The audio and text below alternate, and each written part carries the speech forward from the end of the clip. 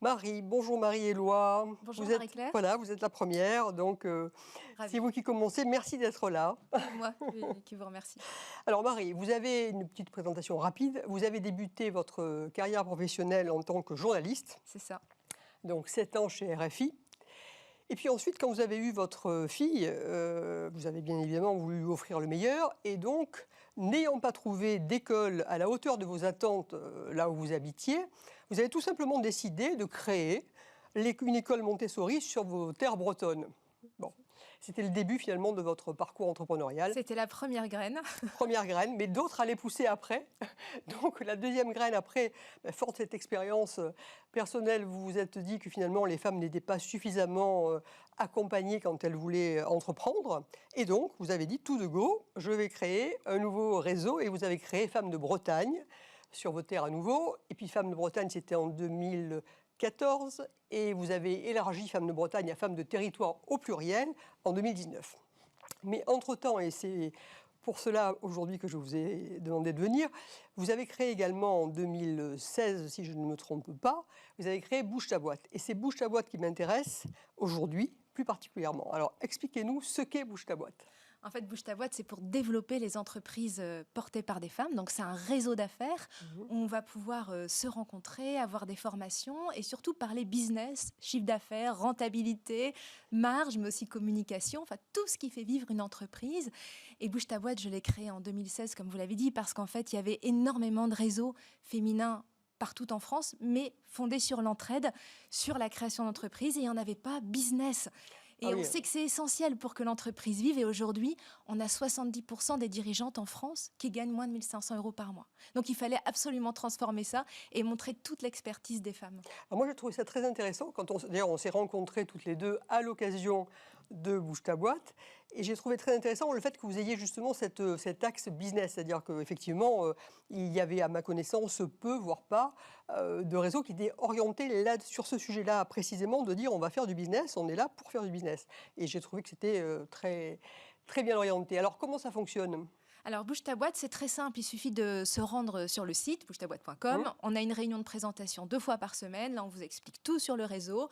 Vous appartenez à une communauté nationale et là, vous avez accès aux formations, aux événements en présentiel, en digital. Vous pouvez aussi aller dans un cercle, donc un cercle local, où là, vous êtes une bougeuse par secteur d'activité. Elle s'appelle les bougeuses parce qu'elles bougent tout. Ça, c'est un bon. On est pleine C'est d'énergie. une bonne façon de qualifier. Mais alors, vous en avez dans aujourd'hui de combien de villes, Aujourd'hui, on a accompagné 3000 dirigeantes d'entreprise. On est dans 120 villes. On a plus de 10 000 messages échangés chaque mois, 18 000 moments de gratitude, de fou rire, d'échange, de solidarité par mois aussi. Donc c'est très très dynamique et vraiment ce qu'on souhaite faire, c'est mettre en avant les dirigeantes d'entreprise dans les territoires, donc les rendre visibles, montrer leur expertise et faire en sorte que grâce à l'intelligence collective, grâce les unes grâce aux autres, elles puissent développer leur entreprise, donc ça veut dire avoir un impact, ça veut dire bien en vivre et ça veut dire faire en sorte que l'économie soit plus équilibrée avec des femmes et des hommes et tout autant comme vous l'avez dit au début. Alors, si je me souviens bien, dans le cercle des bougeuses, il y a systématiquement une représentante, en fait, d'un secteur d'activité. Et vous avez donc autant de secteurs d'activité que ceux qui veulent venir être présents dans le cercle. Alors, précisez un petit peu là-dessus. Oui, aussi. c'est exactement ça. Donc, soit on appartient à la communauté nationale et là, peu importe notre secteur d'activité, on a accès à toutes les autres membres. Soit, si on le souhaite, on peut en plus appartenir à un cercle. Et là, effectivement, on représente un seul secteur. Donc, on a une menuisière, on a dans la communication, une expert comptable, une juriste, une architecte. Et là, elles se réunissent tous les 15 jours et elles deviennent une équipe, en fait. Donc, en fait, elles s'aident les unes les autres à faire du business. C'est bien ça l'idée. Exactement. Elles se recommandent les unes les oui. autres sur leur territoire. Oui. Elles font des duos, etc., des ateliers, des formations. Elles se recommandent, mais elles deviennent expertes les unes les autres aussi. Si on a besoin d'aide en communication, on sait vers qui se tourner. Donc c'est où qu'on a besoin d'une expert comptable aussi. Donc ça devient extrêmement puissant en local. C'est vrai que c'est très vertueux parce que ça permet d'alimenter vraiment le tissu local. Alors je sais en plus votre attachement à ce que l'on mette en valeur les petites entreprises, c'est-à-dire les TPE. Vous m'avez dit à plusieurs reprises, vous m'avez dit oui, mais vous savez, on parle uniquement des startups ou on parle pas assez des TPE. Et vous avez raison, c'est vraiment le but, c'est d'avoir l'ensemble du spectre de l'entreprise.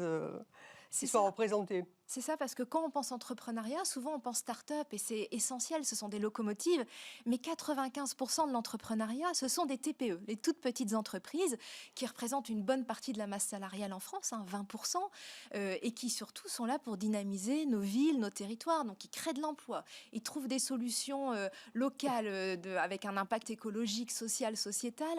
Enfin, c'est vraiment un tissu qu'on oublie souvent parce qu'ils sont peu visibles, ces TPE, qu'on soit homme ou femme à la tête de l'entreprise, mais qui représentent la grande majorité de l'entrepreneuriat, et c'est vraiment à valoriser.